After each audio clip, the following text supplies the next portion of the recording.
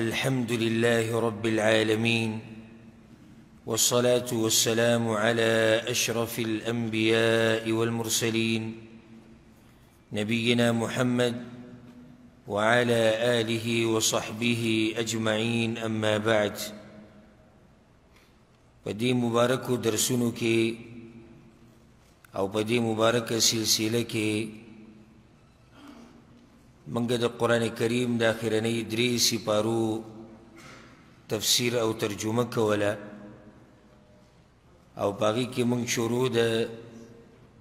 سورة الفلق او د سورة الناس نه کړې وه، او د سورة الفلق ترجمه او تفسیر او مختصر وضاحت شی و په اخرنۍ درس کې، او نن به ان شاء الله د سورة الناس ترجمه او تفسیر کو، او بیا کو خو د سورة الاخلاص. سورة الناس د قرآن کریم اخرنۍ سورت ته. سورة الناس د مکی سورت ته، او دا خبره موږ مخکې بیان کړې وه چې مکی او مدني کې فرق دا دی چې مکی د هجرت نه مخکې نازل شوی او مدني د هجرت نه بعد. نو دا سورت چې دی دا مکی سورت دی، او په دې کې شپږ آیتونه دي. په قرآن کریم کې یا د قرآن کریم چې کوم ترتیب دی په هغې کې دا 114 نمبر سورت دی، 114 نمبر سورت دی. او قرآن کریم کې مکمل سورتونه 114 دي، او دا اخرنۍ سورت دی. او د نازلېدو په ترتیب سره دا 21 نمبر سورت دی. د نازلېدو د قرآن کریم د سورتونو د نزول چې کوم ترتیب دی په هغه ترتیب کې دا 21 نمبر سورت دی. که تاسو ته یاد دی نو په سورة الفلق کې پناه نیوی شوې وه په الله پورې چې یا الله ماله پناه راکه د شر د مخلوقاتو نه، ومن شر غاسق اذا وقب، او د شر د شپې نه چې کله خوره شي، تیاره، دا تیاره چې کله خوره شي. ومن شر النفاثات في العقد، او د شر د پکو کوونکو نه په غوټو کې. ومن شر حاسد اذا حسد، او د شر د حسد کوونکي نه چې کله حسد راښکاره کړي. په سورة الناس کې هم الله پورې پناه نیوی شوې ده د یو شر نه. شر دو قسمه، یو ښکاره شر او دویم پټ شر. او دغه شان دشمن په دو قسمه، یو ښکاره دشمن او دویم پټ دشمن. په دې صورت کې الله پورې پناه نیوی شوې ده د یو داسې شر نه چې هغه پټ شر دی، او د یو داسې دشمن د شر نه چې هغه ډېر پټ دشمن دی او ډېر خطرناک دشمن دی. نو الله سبحانه وتعالی په دې صورت کې وایي: اعوذ بالله من الشیطان الرجیم، بسم الله الرحمن الرحیم. قل توایا اعوذ برب الناس، پناه غواړم په رب د انسانانو، ملک الناس، باچا د انسانانو، اله الناس، معبود د انسانانو، یا حقدار د بندګۍ د انسانانو. ګوره سورة الفلق کې صرف دا ویلو قل اعوذ برب الفلق، پناه غواړم په رب د سبا پورې. د الله یو صفت ذکر شوی یا یو نومي ذکر شوی. دې ځای کې د الله سبحانه وتعالی درې صفات ذکر شوي دي، او الله پورې پناه نیوی شوې ده د یو شر نه. مطلب دی چې دا شر ډېر خطرناک دی، ځکه د الله درې صفات رالو: برب الناس، رب د انسانانو، ملک الناس، باچا د انسانانو، اله الناس، حقدار د بندګۍ د انسانانو د الله سبحانه وتعالی صفات دي درې واړه ربوبیت دغه شان ملوکیت او دغه شان الوهیت ربوبیت یو د الله دی بس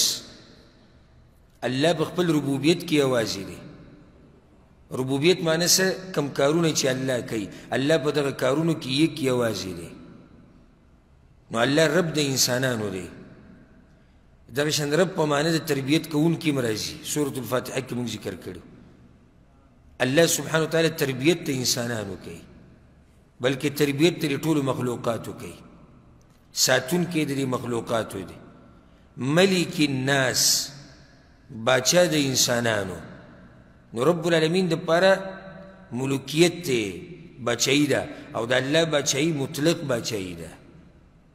د الله داسې بچایی ده نه ختمیدونکې بچایی ده په دنیا کې هم د الله بچایی ده او په آخرت کې هم د الله بچایی ده نو یا الله پناه نیسم په تا پورې او پناه دروړم تا ته چې ته رب د انسانانو یې ته باچا د انسانانو یې اله الناس اله چا ته ویلی کېږي اله معبود ته ویلی کېږي او معبود چا ته وایي د چا چې عبادت کېږي نو الله د عبادت حقدار دی اله الناس بل څوک د عبادت حقدار نشته هکه خلکو ځان له معبودان جوړ کړي او خلکو جوړ کړي دي خو په حق باندې معبود هغه یو الله دی چې هغه د اله الناس نو دلته د الله څو صفات ذکر شو درې صفات ذکر شو معنی دا چې دا شر ډېر خطرناک دی د کم تذکره چې را روانه ده یعنی یا الله دا شر ډېر لوی دی ما تې بچ کا ای د انسانانو ربه ای د انسانانو باچا ای د انسانانو معبوده دا کم شر دی چې دومره خطرناک دی چې د الله درې صفات د هغې دپاره ذکر شو نو څه وایي من شر الوسواس الخناس د شر د وسوسو اچونکي نه چې پټېدونکی دی من شر د شر الوسواس د وسوسو اچونکي نه الخناس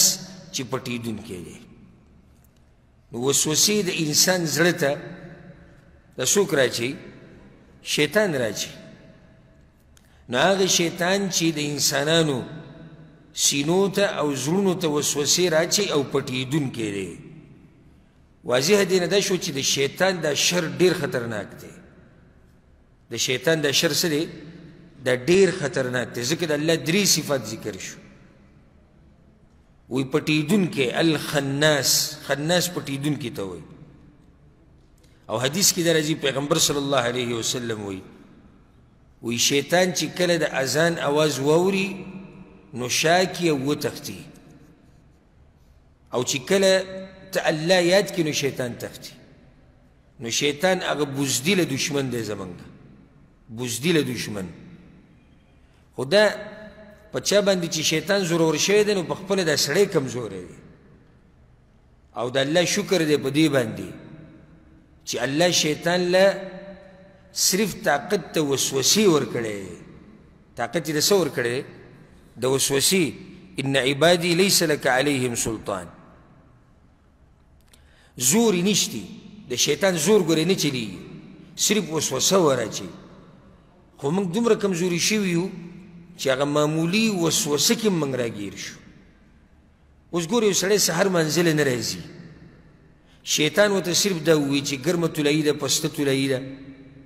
او بیا به وروسته مونځ وکړي که نه دا مونځ څه تختي خو نه دی پرېوتو چېرته تاسو څوک لیدلی دی چې شیطان ورته پړي اچولی او تړلی نه چېرته تاسو څوک لیدلی چې شیطان د لاس نه نیولی ده او په زور یې ګناه لبولی نه نو دا د الله شکر دی چې شیطان سره دا زور نشتی شیطان صرف تا ته وسوسه راچي دا یو بزدله او کمزوری دشمن دی خو چې ایمان کله کمزوری شي نو دا بزدله دشمن هم زورور شي چې ایمان کله دې درجې ته ورسي چې هغې کې کمزورتیا راشي نو په کمزورو وسوسو باندې دا سړی دینداري پرېږدي او دومره بزدله دشمن دی چې الله دې یاد کړو دا دشمن تښتي چې څنګه دی الله یاد کو دا دی وی اعوذ بالله من الشیطان الرجیم بس دا شیطان تکتی نو دا طریقه یاد کوي چې کله درته وسوسې راځي نو په دغه ټیم کې پناه نیسه په الله پورې د شیطان نه او هغه داسې چې ته دا ووایې اعوذ بالله من الشیطان الرجیم او د هر انسان سره شیطان شته دا فایده یې ده کوي د هر انسان سره شیطان دی حدیث کې داسې راځي او دا حدیث امام مسلم رحمه الله راوړی دی پیغمبر صلی الله علیه وسلم وی ما منکم من احد الا وکل به قرینه په تاسو کې د هر سړي سره شیطان ملګری دی د هر انسان سره یو شیطان دی صحابه کرامو ته وانت یا رسول الله اې د الله پیغمبر تا سره هم شیطان دی یعنی ته خو چې د هر چا سره یو شیطان ملګری شوی دی او کوشش کوي د ده د ګمراه کولو آیا تا سره هم شیطان شتي پیغمبر صلی الله علیه وسلم ته نعم ما سره هم شتي الا ان الله اعانني عليه فاسلم خو زما هغه شیطان مسلمان شوی دی ځکه چې دا خو پیغمبر باندې اوس نه رسي پیغمبران خو الله ساتلی دي او دا معصومین دي معصومین په معنی الله د ګناهونو نه پاک ساتلی دي نو د پیغمبرانو سره چې کوم شیطانان دي هغوی څه چلو کو اسلام یې قبول کړو ځکه ته پته ولګېده چې زموږ څه اوس خو نه رسي نو د هر چا سره شیطان شته او دا شیطان ګوره په دې وینه کې داسې په دې رګونو کې داسې ګرځي لکه څنګه چې پکې دا وینه ګرځي د دې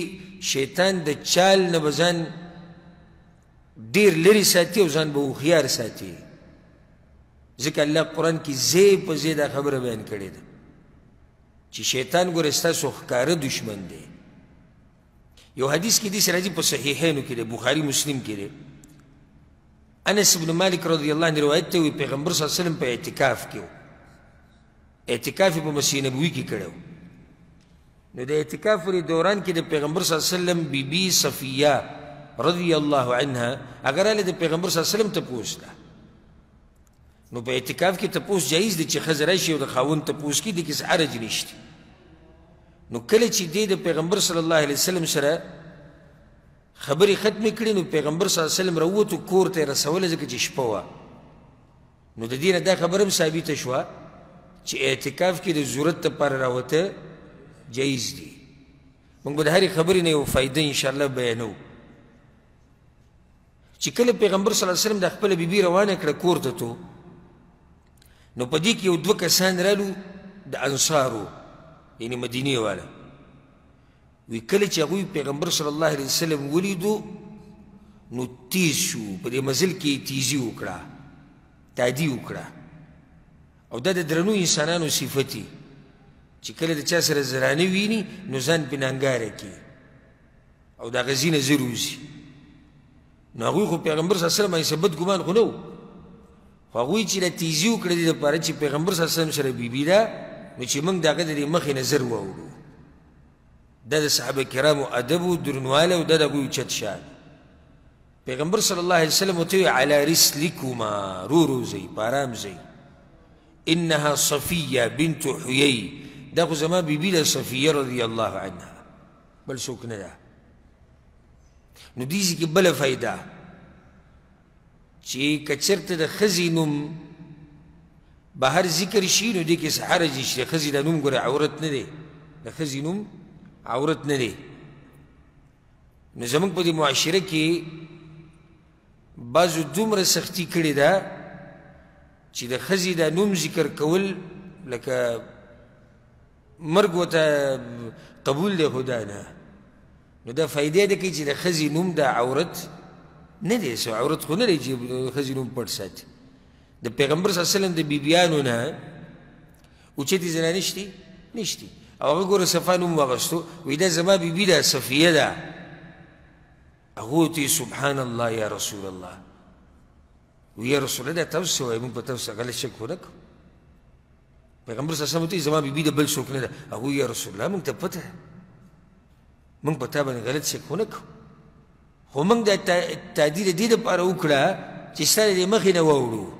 د یو ادب و احترام پیغمبر صلی الله علیه وسلم ورته ویل صحیح ده چې تاسو په ما غلط ګمان نه کوئ خو ان الشیطان یجري من ابن آدم مجرى الدم شیطان د انسان په بدن کې داسې ګرځي لکه څنګه چې پکې دا وینه ګرځي. وإني خشیت ان یقذف فی قلوبکما شیئا، او زه ویرېدم داسې نه چې ته دا شیطان ستاسو په زړه کې څه دروان اچوي. نو د هغې دپاره مې درته وضاحت وکړو.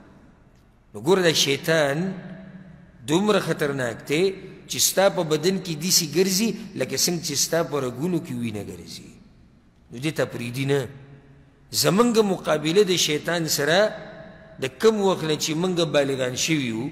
او زمونږ مقابله د شیطان سره روانه ده د کم وخته پورې؟ د مرګ پورې. تر دې چې شیطان به دا کوشش کوي چې کله یو انسان باندې مرګ راشي چې دی په زنکدن کې ګډوډ کړي او په زنکدن کې د خولې نه هغه الفاظ راوباسي چې د اخره خاتمه غلطه شي، اخره خاتمه ورانه شي. نو د هغه وخته پورې ګوره زمونږ د شیطان سره مقابله ده. او د شیطان سره مقابله خو په نره باندې کې او د ایمان په زور او په جذبه باندې به کې. او چې کله ته د ایمان زور د سره نو د شیطان چال او د شیطان مکر دا به ډېر کمزوری دی ستا په مخ کې. خو په شرط دی چې کمزوري تا سره د ایمان زوري. چې د ایمان زور د سره نه و که نه نو دا کمزوری شیطان هم ګورې تا به ګډوډ کړي. بلکې شیطان ته خو کار آسان شوی دی. شیطان ته کار په دې آسان شوی دی چې ډېر خلک داسې دي والعیاذ بالله په دې ګناهونو دومره عادت شوي دي چې د شیطان وسوسې ته هم ضرورت نشته.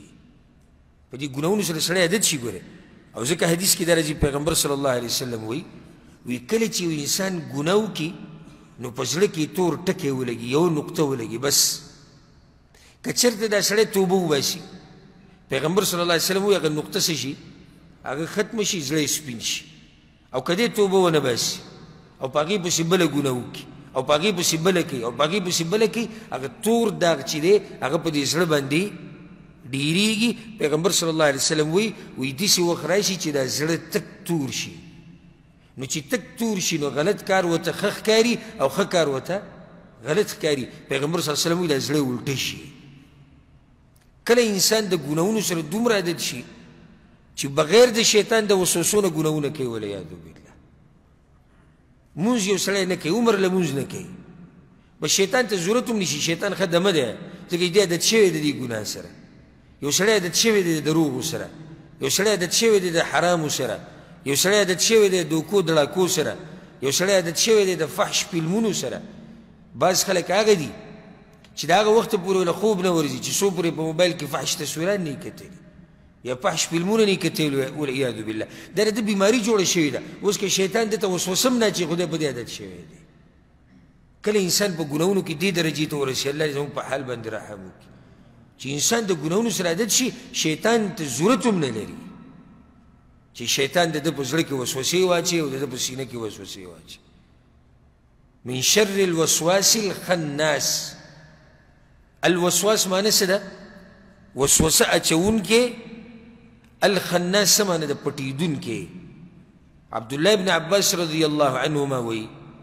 وی الشیطان جاثم على قلب ابن آدم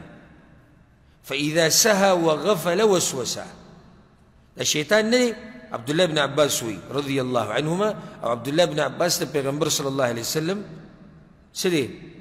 د تره زوی دی. او پیغمبر صلی الله علیه وسلم د لپاره دعا غوښتلې یا الله پوهې که په قرآن او هغه داسې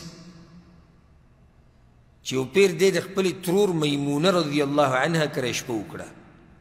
میمونه د پیغمبر صلی الله علیه وسلم بیبي ده او د عبدالله بن عباس ترور ده، یعنی د مور خورې ده.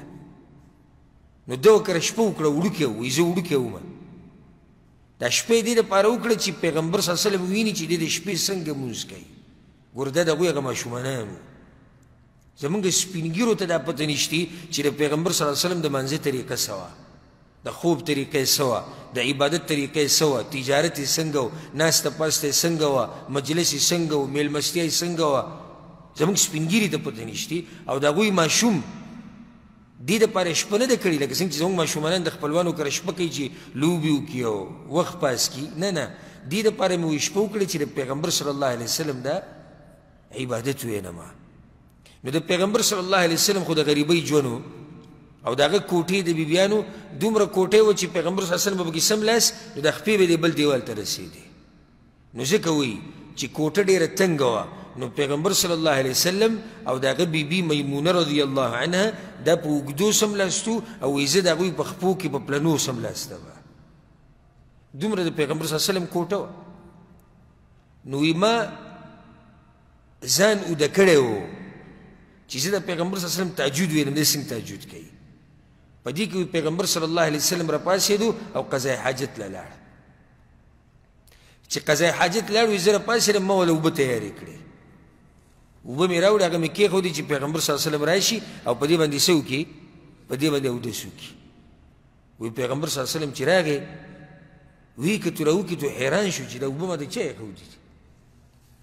بیبي نه معلومات وکړي نه ما نه دي ایښودي ماشوم خو ویده دی دا اوبه چا ایښودي دي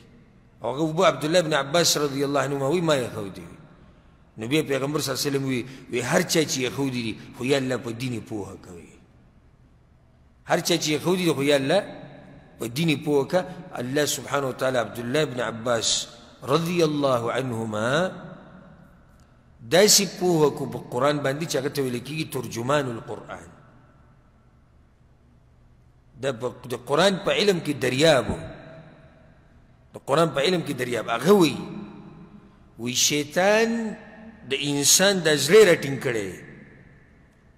او بالکل په څوکۍ ناسته څوکۍ معنی څه انتظار کوي فاذا سهى وغفل معمولی چې د انسان غافل شي د الله د دین نه او معمولی د الله د دین نه توجه واوړي وسوسه ډایرک ورته وسوسې ورچوي ځکه چې موقع ده فاذا ذكر الله خنس او چې څنګه د انسان الله را یاد کړي نو هغه شیطان څه شي وتښتي نو الحمدلله چې زمونږ د دشمن د شیطان دا څه دی بزدله دی دا کمزوری دی من شر الوسواس الخناس د شر د وسوسو اچونکي نه چې پټېدونکی دی الذي يوسوس في صدور الناس هغه چې وسوسې اچوي په سینو د انسانانو کې من الجنة والناس د پیریانو او انسانانو ندي یلا مطلب چې یلا ما وساته د شر د هغه چا نه چې وسوسې اچوي د انسانانو په سینو کې او د شیطان وسوسې ګوره ډېرې خطرناکې په یو وسوسه کې راټینګ کړي که کامیاب شو کامیاب نه شو بیا د هغې نه لږې کمزوري ته راځي بیا د هغې نه لږې کمزوري ته او بیا د هغې نه لږې کمزوري ته مثال پرې درکړم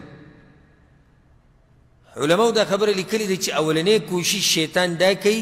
چې د انسان په کفر کې اخته کړي د ټولو نه غټ کوشش د شیطان څه دی چې د مسلمان کفر ته واړي دی غټ کوشش دی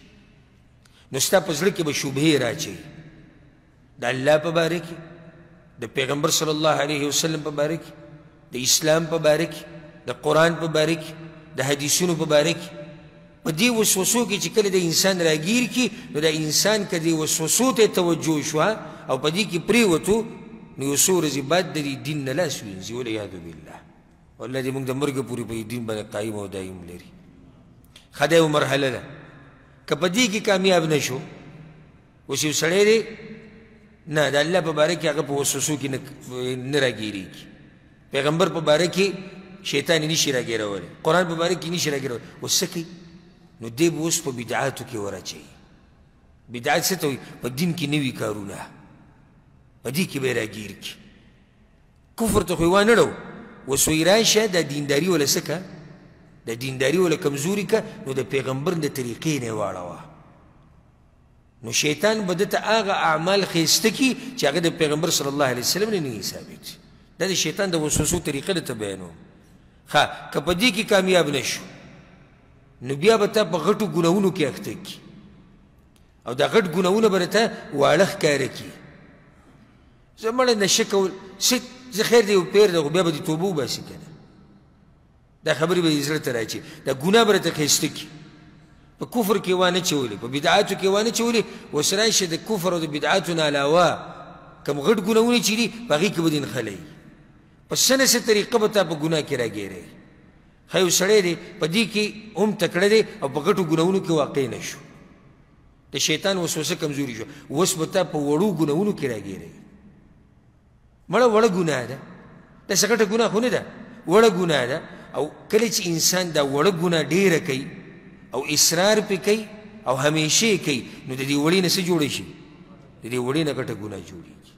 دا د شیطان طریقه ده ګورې تا ته به ګناه وړه ښکاره کوي او ځکه تاسو ته دا خبره کومه په زړه ولیکئ دې ته مه ګورئ چې ګناه وړه ده او که غټه ده خو دې ته وګوره چې د څومره لوی رب نافرماني کوې ته دې ته مه ګوره چې ګناه غټه ده که وړه ده دا خبرې پرېږده یاره دا ګناه غټه ده دا ګناه وړه ده نه ته صرف دا خبره ذهن ته واچوه دا ته چې کوم کار کوې د دې نه ته څومره لوی رب ته منع کړی او ته یې کوې نو ستا په زړه کې به د دې ګناه نه یره پیدا شي چې یاره دا خو د الله بېدبي ده څومره لوی رب زه منع کړی یم څومره لوی رب زه منع کړی یم څومره قدرمند رب زه منع کړی یم نو د شیطان په دې وسوسه کې مه راځي چې دا ګناه وړه ده او غر د وړو وړو کاڼو نه جوړېږي غر د څه نه جوړېږي د وړو وړو کاڼو نه او د قطرې قطرې نه څه جوړي شي دریاب جوړ شي او ځکه حدیث کې داسې راځي ډېر خوندور حدیث دی پیغمبر صلی الله علیه وسلم وایي منافق انسان ته خپله ګناه داسې ښکاري لکه په پوزه باندې چې مچ کیني او دی والوځي بس هېڅ ورته هم نه ښکاري په پوزه باندې مچ کېناست او د دې سیکو والوځو او مؤمن سړي ته ګناه داسې ښکاري لکه دی چې د غره په ویښ کې ناست دی او دنګ غر دی او په مخه دې غر ته ګوري او یریږي چې یاره دا غر رامې راونه ولیږي یریږي په مخه نو مؤمن د ګناه نه سخت یریږي او دې ته نه ګوري چې دا وړه ګناه دې راشه کوی دا وړې وړې چې ته کوې که نه د دې نه به ورځ غټه جوړی شي او بل چې په دې وړه باندې مړ شي په دې وړه ګناه باندې مړ شي موږ کې څوک غواړي چې د هغه خاتمه دې په ګناه باندې وشي بله ده چې کله انسان ګناهونه کوي د مرګ څه پته لګي هېڅ پته نه لګي ها چې پته یې نه لګي موږ کې کم یو کس دا غواړي چې هغه دې په ګناه کې مړ شي څوک دا غواړي یو کس هم نه غواړي نو چې نه یې غواړي بیا به ځان د ګناه نه لرې ساتي یو سړی دی نشه کوي نشې په دوران کې مرګ راتلی شي یو سړی دی فحش فلمونه او تصویران ګوري دې په دوران کې به د باندې مرګ راتلی شي یو سړی دی په بل غلط کار باندې نښتی دی او په هغې کې لګیا دی او دې په دوران کې ولې مرګ راشي څه پته لګي نو کله چې تا ته شیطان وایي راشه ګناه وکړه نو ته دې طرف ته سوچ وکړه چې یاره که زه د دې ګناه په دوران کې مړ شم زه به الله له څه جواب ورکوم زه به کوم مخ الله ته مخامخ کېږم او داسې ډېر واقعات موږ ته قصې کسانو بیان کړي د هغه خلکو چې هغه د ګناهونو په درمیان کې مړه دي د ګناهونو په منځ کې مړه دي او د هغوی څه حال دی الله دې داسې حالاتونه موږ لرې ساتي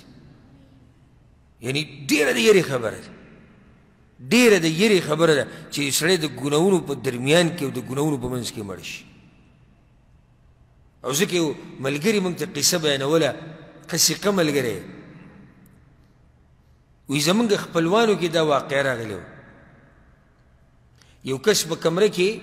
ځان له کمرې ده په کور کې ځوان هلک دی او ځان له به وده کېدو چې سهار شو مور پلار ورته اواز کوي راپاسه پلانې راپاسه ناشته تیاره راپاسه او سړی غږ نه کوي چې دوی پسې تللي دي ورې ټکولی ور ټاللی ورې پسې مات کړی هلک لسي چل چې ورغلی دي نو هغه په کټ کې مړ پروت او په دې موبایل کې یو فحش فلم سټارټ و دقه شان روان و یعنې کوم سړی دا خاتمه غواړي الله دې داسې خاتمونه موږ لرې وساتي دا ډېر یعنې زه خو خپل ځاني زما په دې جسم باندې د غونه یې ځیږ شي د ویښته ودرېږي چې یو سړی د ګناه په منځ کې مړ شي او الله سره ملاقات وشي څه جواب به یو سړی الله له ورکوي د ګناهونو نه یېره پکار ده او عباداتو له زور ډېر ورکه عباداتو له زور ډېر ورکه چې د عبادت په دوران کې ته مړ شي ځکه چې هېڅ پته نه لګي د مرګ نو کوشش دا وکړه چې ته یو داسې کار کې لګیې چې الله پرې راضي کېږي او مړ شي یا کم سے کم په داسې کار کې لګیې چې د الله نافرماني نه ده کم سے کم په داسې کار کې لګیې نو شیطان د وسوسو یو مرتبه دا ده چې تا ته به وړه ګناه څه ښکاره کړي غټه ګناه به درته وړه ښکاره کړي او واړه ګناهونه به درته بلکل معمولي ښکاره کړي بله مرحلې ته وګوره دا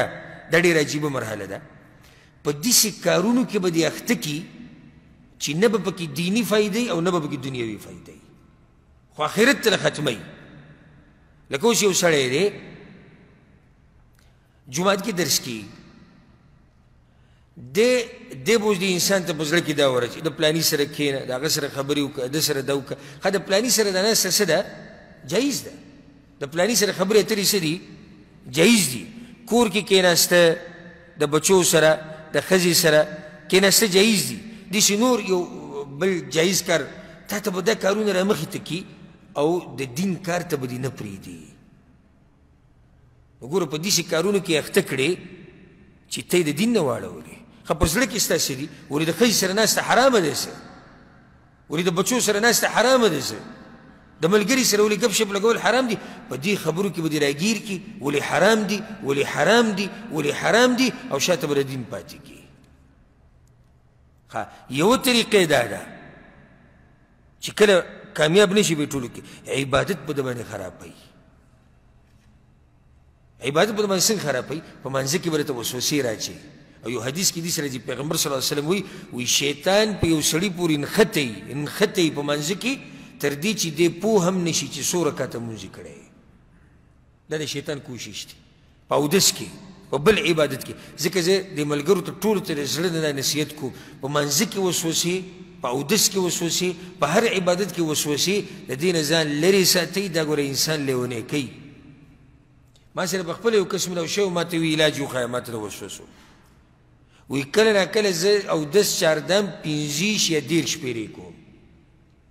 زه چې کله اودس وکړم راوځم یاره ما خپه پته نشي انځلې وه که نه انځلې بیا لاړ شم چې راوځم چې ما ګوره د سر مسه پوره کړې وه که نه وه کړې راوځم چې بیا ما مخ باندې پوره ګیره مې لمده کړې وه که نه بیا ګوره اوس شیطان دې د عبادت ته نشي منع کولی ځکه چې نشي منع کولی ځکه چې هلته هغه سړی مؤمن دی. نو دومره خطرناک دی او دومره هوښیار دی د کومې لارې نه وله راغی اوس یې په شکونو کې ور واچو نو هغه عبادت باندې پوه هم نه کو. دا د شیطان دومره خطرناکې طریقې دي. عبادت به ته کې خو پوهېږې او پې نه مونځ یې وکړو 4 رکعته که 3 که 2 په منځ کې سوره فاتحه ما ویلې ده که نه ده ویلې ما اوس سمع الله لمن حمیده ووایې که ونه وي ستا توجه د سره د الله طرف ته ځي نه. ستا توجه د قرآن تلاوت ته د سره ځي نه. ستا توجه اذکارو ته د سره ځي نه. ستا ټوله توجه د شیطان وسوسو ته ده. نو ځکه دا خبره یاده کوي چې شیطان د ته څه وسوسه هم راچي د عباداتو په منځ کې چېرې دا به داسې شي او دا به داسې نو دې ته اعتبار مه ورکوئ ځکه که ته شیطان دې خبره کې پرېوځي نو شیطان به خون ومومي او ته پته لري چې دا سړی اسم زما په وسوسو کې راځي نو ښه زور به ورکړي. او ځکه امام احمد بن حنبل رحمه الله باره کې راځي وي هغې یو پیر مونځ کو او د منځه په دوران کې دا چل وکړو. شاګردان یې ډېر حیران شو چې دی خو د منځه په دوران کې 2 ګوتې دي سوي دې څه مطلب دی؟ سلام یې چې وګرځو هغه ورته وي امام صاحب ته خو منځه کې 2 ګوتې دي کړي. وی شیطان راته وایي چې اودس دې برابر نه دی وایي چې 2 ګواهان به راته ښایي هسې نه منم. داسې مقابله د شیطان په کار ده. او شیطان ته تا اودس نه کړه ما اودس کړی که نه اودس ما کړی لمونځ د باندې ګډوډ شو. بیا چې ته اودس لاړ شي وکړې راشي ودرې ما خپه پکې ما نه وینځل دا ګورې سړی لیونی کوي. ګورې دا قسمه سوچونه او فکرونه انسان څه کي لیونی کي. بله مسله اکثر ملګري زموږ نه دا تپوس کوي وایي ما ته د الله په باره کې داسې سوچونه راځي چې زه یې ویلی نه شم. صحابه کرام راغلي وو پیغمبر صلی الله علیه وسلم خواته او همدقه خبره یې کړې وه. وی یا رسول الله موږ کې بعضو ته داسې سوچونه راځي چې موږ یې په خوله نشو ویلی. پیغمبر صلی الله علیه وسلم ورته دا د ایمان نښه ده. د ایمان نښه معنی ده چې دا سوچونه شیطان هغه چا ته ور واچوي چې هغه دیندار یې مؤمن یې. نو سبه کې پیغمبر صلی الله علیه وسلم یې علاج کولی دی. وایي چې کله په تاسو کې چاته داسې سوچونه راځي نو دی دې دا سوچونه بند کړي. اولنی کار به دا وکړي دا سوچ او وسوسه به څه کړي دا به بنده کړي. دویم کار به دا وکړي اعوذ بالله من الشیطان الرجیم به ووایي. دریم کار به دا وکړي ګس طرف ته به لاړې توکړي. او دغه شان بعضو روایتونو کې راځي چې دغه آیت به ووایي هو الاول والآخر والظاهر والباطن دغه آیت به ووایي یا سوره اخلاص به ووایي په دې طریقې سره د انسان دا وسوسه او سوچ به ختم شي. د حدیث کې راځي پیغمبر صلی الله علیه وسلم وایي شیطان به په تا پورې نښتي، تا ته به دا وایي چې ته خو الله پیدا کړی، هغه پلانې الله پیدا کړی دی، هغه پلانې الله چې د هغه پیدا کړی دی، هغه الله چې د هغه پیدا کړی، خو د الله چا پیدا کړی؟ حدیث کې راځي پیغمبر صلی الله علیه وسلم وایي شیطان به تاسو داسې دغه راځي، نو چې دغه ځای ته ورسېدئ نو خپل سوچ بند کړئ. او الحمدلله دا د خوشحالۍ خبره ده، الله په دې قسمه وسوسو او سوچونو باندې موږ نه رانیسي. ځکه چې دا خو د شیطان کوشش دی، شیطان خو به کوشش کوي نو الله په موږ نه رانیسي. چې کله ستا په زړه کې دا خبره مضبوطه وه چې الله تا په دې نه رانیسي، نو بیا د شیطان میشن چې کوم دی هغه تا څه کو، هغه تا ناکامیابه کو. خطرناکه طریقه د شیطان د وسوسو یو دا او مرتبه د ښځې او د خاوند په منځ کې جدایي راوسته. او ځکه یو حدیث کې راځي چې کوم مشر شیطان چې دی هغه شیطان په شا باندې ټپوي او شاباشۍ وله ورکوي چې کوم ورته دا ووایي چې زه په پلاني او په پلاني پورې نښتی وم تر دې چې هغه دواړه مې څه کړو، جدا مې کړو. وایي شیطان یې په شا وټپوي، وایي ته پکې صحیح سړی یې، تا صحیح کار کړی دی. نو ځکه د زړه نه تاسو ته نصیحت کوم، په خپله ښځه باندې شکونه او په معمولي خبرو باندې کورونه ورانول، په معمولي خبرو باندې د ښځې سره تعلقات ختمول، په دې باندې ګوره شیطان ډېر سخت خوشحالېږي. ګزاره به کوې د ښځې سره او ښځه به ګزاره کوي زموږ سره، او بغیر د ګزارو نه ژوند نه تېرېږي. بغیر د ګزارو نه ګوره ژوند نه تېرېږي. څه کمی په موږ کې دی او څه کمی په چا کې دی؟ په ښځه کې دی. نو څه کمی په موږ کې دی، څه کمی په ښځه کې دی، د دې یو بل دا کمی به پوره کوو. ځکه الله سبحانه وتعالی په قرآن کې څه وایي؟ وعاشروهن بالمعروف، په ښایسته طریقې سره د ښځې سره ژوند تېروئ. او حدیث کې هم دا راځي پیغمبر صلی الله علیه وسلم وایي که د دې ښځې یو خوی دې بدې شي نو نور پکې ښه خوی نشته که نه، هغې ته ګور. زموږ پښتنو دا عادت دی اکثر، اوس یو ښځه راله او دې له پخلی صحیح نه ورځي، دا د ښځې کمزورتیا ده. تکړه ښځه هغه ده چې هغه قسمه قسم پخلی کولی شي. خو یو ښځه راله او پخلی کې کمزوري، دې ته د یوې کمزورتیا د لاسه هغه ښځه دیندار هم ده، هغه خوش اخلاق هم ده، هغه حیاناک هم ده،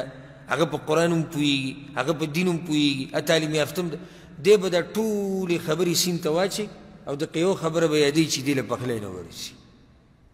نو موږ به د یو بل سره ګزاره کوو. او من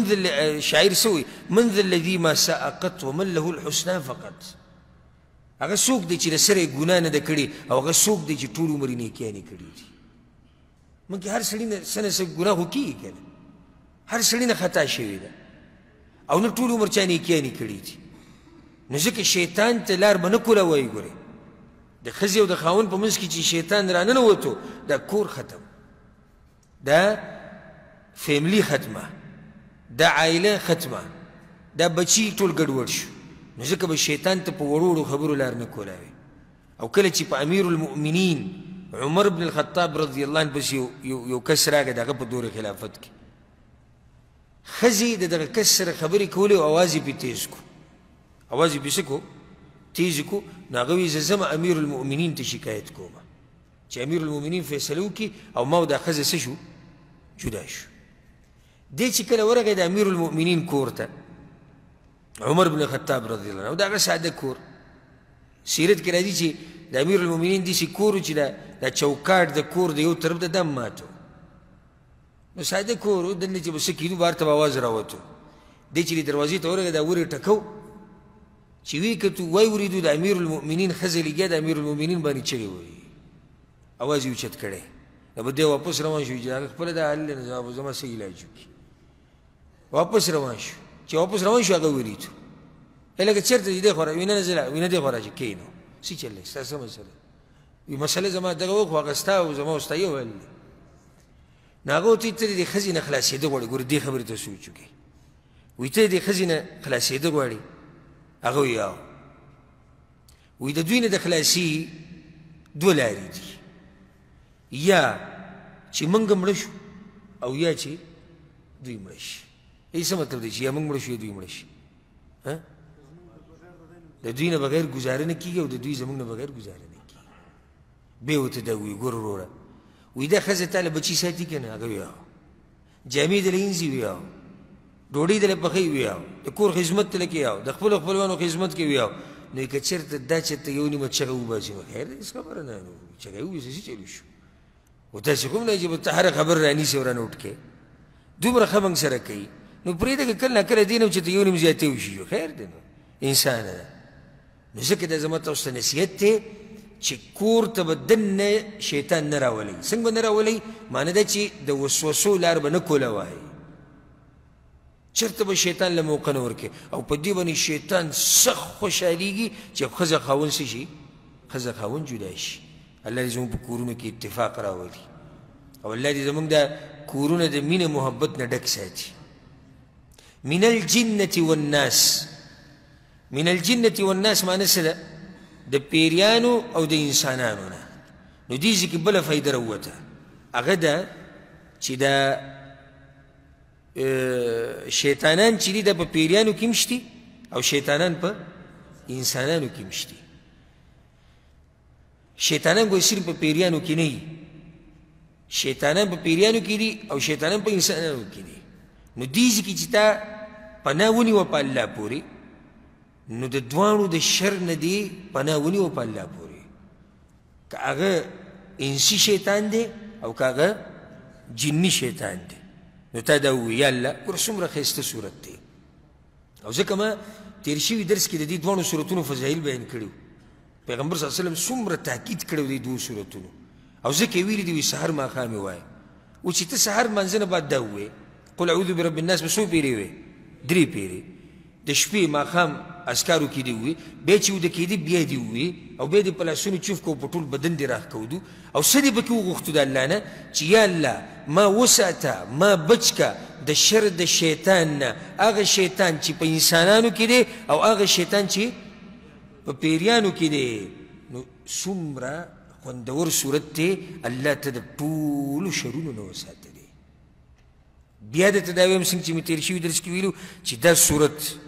او صورت الفلق او صورت الاخلاص چرته پرې نه دی. د سحر اذکار 3 پیرې وایي، ماښام اذکار 3 پیرې وایي، د شپې چې وده کېږي نو 3 صورتونه به ووایي چوف پې کې په لاسونو کې بیا به په ټول بدن باندې راکاږي او دا کار به 3 پیرې کې. او د هر منځ نه بعد څو پیرې دی؟ 1 پیر. دا صورتونه چې ته وایې که نه د هر شر نه به دې الله ساتي. مه هېرېږه بلکل ډاډه اوسه بیا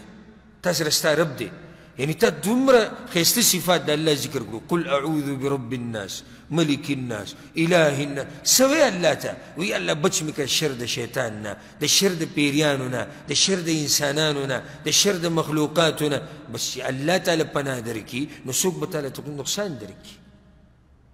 چې الله ته بچ کړي څوک دله نقصان درکولی شي؟ نه. نه د باندې د پیریان زورور کېدی شي، نه د باندې د انسانان زورور کېدی شي ځکه چې ته په حفاظت د چا کې شوې؟ په حفاظت د الله کې شوې. من الجنة والناس. نو شیطان په دواړو کې دی او خطرناک شیطان کوم یو دی؟ د انسانانو کې د پیریانو. د انسانانو شیطان خطرناک دی. د پیریانو هغه حدیث کې راغلی دی چې ته الله یاد کې هغه څه شي وتښتي، خو د انسانانو هغه ته ډېره شوی دی پروت دی خوا کې ته ناست دی. د هغه به په اخره کې دغه یو علاج چې سوباړه پسې راوالي ځکه چې دغه ستا د خوا نه نه خوځي. اوس ګوره ته راځې منزله څه کوې لکه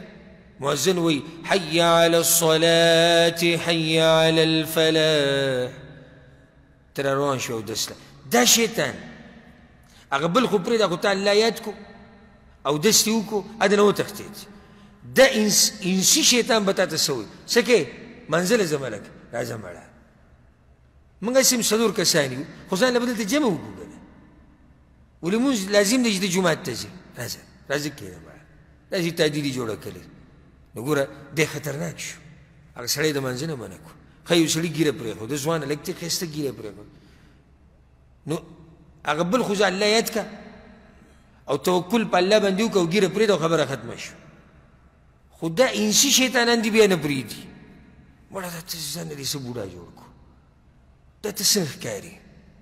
دا خو ته اوس داسې هغه سخت مسلمان ښکاري او دا ستا ذهن ډېر سخت دی او یوازې ولې د اسلام په ګیره کې دی څه دا به راته راواچوي ولې یوازې په اسلام په څه کې دی په ګیره کې دی ولې یوازې اسلام په دې کې دی چې تا پنسي د ګیټو نه بره ساتلي دي بله ورځ به ته څه وایي یوازې ولې اسلام په دې کې دی چې ښځه به پرده کوي او ولې یوازې اسلام په دې کې دی چې تا ټوپۍ په سر کړې ده اسلام یوازې په دې کې دی چې تا مسواک ورو ورو به هر څه پرېږده نو یو ورځ به تا ته دا ووایي چې اسلام ولې یوازې په مانځه کې دی څه اسلام یوازې ولې په توحید کې دی څه خو د هر څه نه به لاس ونیسي نه اسلام یوازې په ټوپۍ کې نه دی خو ټوپۍ په اسلام کې ده اسلام یوازې په ګیره کې نه دی خو ګیره په اسلام کې ده اسلام یوازې په منځه کې نه دی خو مونځ په اسلام کې دی زکات یوازې په اسلام کې نه دی خو اسلام په زکات کې دی دا شیطان به په تا پورې نښتي ښه ته درس لره روانې څه کوې لکه زم درس نه نو په فیسبوک به بیا واورې که نه څه کوې چې ځې بیا به واورې د دنیا علماو بیانونه شتي آنلاین درسونه شتي یوټیوب کې شتي څه ضرورت د دې نه به دې پاتې کړي صدقه ورکوې د الله په لار کې مال لګوې لکه ولې مړه پرېږده یاره ولې ته دوی له ورکوې دا د دوی عادت دی او دا د دوی تجارت دی او دا د دوی طریقه ده په څه طریقه باندې راغله صدقې نه به دې واړئ په څه طریقه د ذکر او اذکار نه به دې واړئ ته به ماښام مازدیګر مانځه نه بعد کښېنې ذکر او اذکار به کړي دی به په تا پسې راشي ها سیاست څه چلو شو هسې وي د امریکې کم صدر به وګټي او دا به کم یې ووټونه ډېر وایي لکه پرېږده د هغوی ووټونه دي که څوک یې ګټي څوک یې بېلي ته چې ته خپل کار کوه ما ته اوس مخکې دا و چې د شیطان وسوسې څه دي تا به په داسې کار کې اخته کړي چې فایدې یې نشته لکه اوس ګوره په سیاستو کې دی به کښېني هسې زموږ دا وزیر اعظم چې دی که د ده په ځای د پلانې راغلی وی او دغه بلې لږ شاته کړی وی او دا بلې مالی وزیر کړی وی او دی وزیر خوراک کړی وی او دی وزیر دا خبرې هغه څوک کولی شي چې د چا خبره منلی کېږي او څوک په دې باب کې یي دا د هغه کار یي د هر فن دپاره سړي دي ته خپل کار کوه شیطان ګوره دا دسیسه ده او دا طریقه ده چې په داسې کارونو کې دې اخته کوي چې تا به د دین نه واړې ښه د دې په ځای دا کومې خبرې چې موږ کوو او په ګنټو ناستې لګیو که د دې په ځای موږ الله یاد کړو که د دې په ځای موږ یو پیر وایو استغفر الله که د دې په ځای موږ یو پیر وایو چې صلی الله علیه وسلم د دې په ځای موږ یو پیر وایو سبحان الله وبحمده په جنت کې راته ونه ولګېده لا حول ولا قوة الا بالله د جنت خزانه درته میلاو شوه نو موږ نه دا وختونه ډېر ضایع شو او اکثر د څه د لاسه د دې انسي شیطانانو د لاسه دا کوم شیطانان چې په څه کې دي په انسانانو کې دي نو الله دې موږ د دواړو د شر نه ساتي د انسي شیطانانو د شر نه او د پیریانو د شیطانانو د شر نه په دې سره زموږ د صورت هم اختتام ته ورسېدو او زموږ د درس هم اختتام ته ورسېدو او یو پیر به د صورت بیا ووایو سره د ترجمې چې کوم ملګري یادول غواړي چې هغوی ته اسان شي بسم الله الرحمن الرحيم قل أعوذ برب الناس توایا پناه غواړم په رب د انسانانو ملک الناس باچا د انسانانو اله الناس معبود د انسانانو یا حقدار د بندګۍ د انسانانو من شر الوسواس د شر د وسوسو اچونکي نه الخناس چې پټېدونکی دی الذي يوسوس هغه چې وسوسې اچوي فی صدور الناس پسینو د انسانانو کې من الجنة والناس د پیریانو او د انسانانو نه دي الله دې موږ پوه کړي په قرآن باندې او الله سبحانه وتعالی دې موږ د هر شر نه په امن او امان کې ساتي او الله سبحانه وتعالی دې د شیطان چې څومره وسوسې دي او څومره طریقې دي او څومره دسیسې دي الله دې موږ د هغې نه په امن او امان کې ساتي او الله سبحانه وتعالی دې موږ له مرګ په هغه وخت کې راولي چې کله الله زموږ نه راځي او الله دې زموږ اخرنی خبر د دنیا نه لا اله الا الله وګرځي او الله دې زموږ اخره خاتمه په ایمان سره کړي هذا والله اعلم وصلى الله وسلم على نبينا محمد وعلى آله وصحبه اجمعين